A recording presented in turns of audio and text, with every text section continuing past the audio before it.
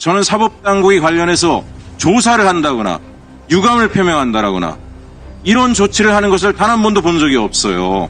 제가 여기 입장 표명 보내신 거에 보니까 전부 다 어쨌든 별도의 재판부가 생기는 거에 대한 우려만 잔뜩 써놓으셨는데 궁극적으로 지금 가장 심각한 문제는 현 재판부를 믿지 못하겠다라고 하는 국민 여론에 대해서는 분명한 입장 표명이 없다라고 하는 것에 저는 대단히 유감스러운 말씀을 좀 드리고 싶습니다. 법원행정처장님, 제가 이렇게 말씀을 들으면서 현실 인식에 좀 많은 문제가 있다라는 생각이 좀 듭니다.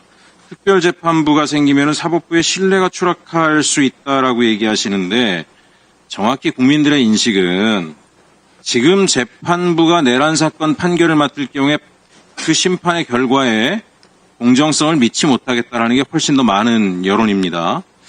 왜 이런 여론이 형성되는가에 대해서 저는 어쨌든 우리 사법당국 자체가 자정 능력이라든가 이런 부분들이 많이 상실돼 있고 제 식구 감싸기를 과도하게 하고 있다는 생각이 듭니다. 아까 제가 윤남근 판사 이야기를 했습니다.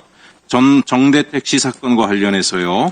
대법관 후보 물망에도 올랐던 분으로 알고 있습니다. 명망이 높은 분인데 어쨌든 정대택 씨와 최은순, 김건희의 엄마, 윤석열의 장모 최은순 사건에서 법정에서 최은순에게 무죄 선고를 내려버리고 여러 논란이 있었음에도 불구하고 정대택 씨를 법정 구속을 시켰던 그 윤남근 판사가 얼마 뒤에 그 부인이 김충식, 최은순의 내연남에게 23억을 입금을 하고 그 입금된 돈으로 그린벨트를 공동 소유하고 공동 소유한 땅에 그린벨트를 해제시키고 해제된 그린벨트 옆에 군부대를 이전시키고 막대한 시세 차익을 누리는 이런 것들을 우리가 사법거래로 볼 수 있지 않겠습니까?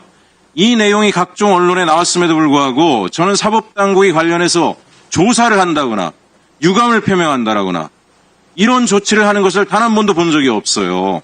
이런 상황에 어떻게 국민들이 우리 사법부가 내란 세력에 대한 판결을 공정하게 할 것인가 라고 하는 것을 믿겠습니까? 이것이 윤남근 하나의 문제이겠는가 라고 하는 의구심을 많은 사람들이 갖고 있습니다. 이런 부분에 대한 것들을 먼저 입장 표명을 하시는 게 맞지 제가 여기 입장 표명 보내신 거에 보니까 전부 다 어쨌든 별도의 재판부가 생기는 거에 대한 우려만 잔뜩 써놓으셨는데 궁극적으로 지금 가장 심각한 문제는 현 재판부를 믿지 못하겠다라고 하는 국민 여론에 대해서는 분명한 입장 표명이 없다라고 하는 것에 저는 대단히 유감스러운 말씀을 좀 드리고 싶습니다. 관련해서 이 비슷한 이유인데요. 법무부 장관님께 여쭙겠습니다. 예. 지금 제가 열린공감TV에서도 봤지만 우리 백혜령 경정도 끊임없이 주장을 하고 있는 것이 지난번 말레이시아 마약 사건 같은 경우가 검찰이 나서가지고 특히 심우정 전 검찰총장이 인천지검장을 할 때 검사들을 동원해서 이 수사를 무마시켰다라고 하는 얘기가 온갖 언론에 다 나오고 있는데 검찰 내부에서는 이 부분에 대해서 감찰을 하고 있는지 조사를 하고 있는지 아무런 반응이 없습니다. 저는 이런 사항들에 대해서 장관님께서 철저하게 법무부 내부의 조치를 통해서라도 철저한 조사가 필요하다. 그런 말씀 꼭 드리고 싶습니다. 예, 그 관련해서는 기존에 대검에서 합동수사본부를 만들어 조사를 하다가 또 동부지검에 우리 이문정 검사장님께서 또 나는 또 국민들이 많이 기대를 하고 있지 않습니까? 그래서 이문정 지휘권자를 동부지검 이문정 검사장으로 바꿔갖고 동부지검에 그 수사본부를 두고 지금 지휘하고 엄격하게 수사를 좀 하고 있습니다. 네. 위원님, 저도 최 의원님 답변을 간략하게만 말씀을 드리겠습니다. 그래서 이제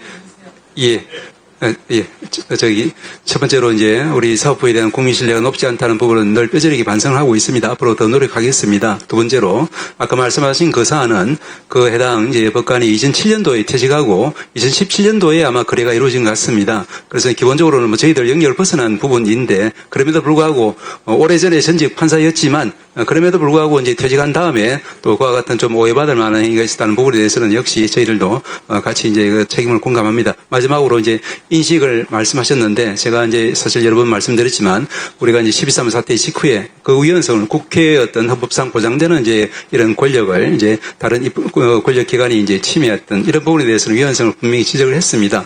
우리 사법부가 국민의 어떤 건전한 헌법의식하고 달리 가지는 않다는 말씀만 꼭 드리고 싶습니다. 예, 소장님 말씀 감사한데요. 제가 이제 그쪽 업계에 능한 사람들의 얘기를 들으니 현직 법관과 사법과를 할 때 재판 결과 이후에 몇 년 안에 하게 되면 여러 가지로 인해서 추적을 당할 수 있기 때문에 퇴직 이후에 일정 기간을 두고 거래가 이루어진다라고 하고 그걸 통상 파킹이라고 이야기한다고 하더라고요. 그래서 어쨌든 간에 퇴직 이후에 이루어진 일이라고 할지라도 절대 좌식해서는 안 될 일이라고 알겠습니다. 생각하고 예. 그런 것들이 국민적 불신을 만들고 있다는 것에 대해서 유념해 주시기 바랍니다. 유념하겠습니다. 그게 사실인가요?